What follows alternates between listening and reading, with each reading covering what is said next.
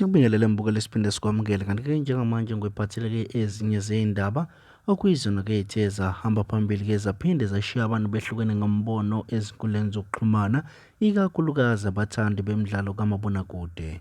Lokhu kuze emveni kokuba kube ney'ndaba ey'sabalala ey'nkundleni zokuxhumana nokuyizindaba-ke ey'thinta-ke umdlalo i-telenovela ebizwa ngokuthi ISIPHETHO The DESTINY edlala-ke every Monday to Friday kon-e.tv ngo6:30.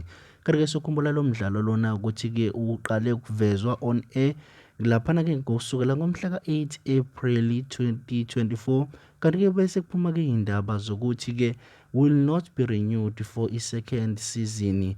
So kusho ukuthi-ke bese kuvela ney'ndaba zokuthi-ke le season kulindeleke ukuthi-ke iqhubeke ize iphele ngonyaka ka-2025 on the 4th of April. Kanti-ke abantu abaningi babese bezwakalisa ukungaphatheki kahle abathandi balo mdlalo nobengasacacanga kakhulu isizathu ukuthi isiphi-ke esenza ukuthi-ke le telenovela ingabi renewed for i-second season. Noma mhlawumpe kungakacaci okungazeki noma-ke mhlawumpe isizathu kube yikho-ke mhlawumpe ukuthi umdlalo wenzanga ngale ndlela bekulindelekile in terms of i-viewership.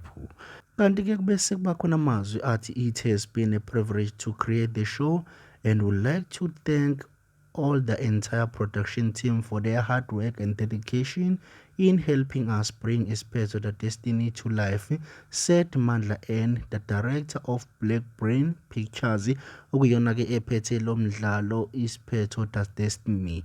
Mbolo silethe kuhle TV singezokuba ukuthi kuthini ukuphola kwakho mayelana nokuqeda lo mdlalo. Sokhumbula ukuthi lo mdlalo ngomunye cisho wesithathu umdlalo ongalastanga kusukela-ke kwavalwa-ke noma kwahamba umdlalo iRhythm City.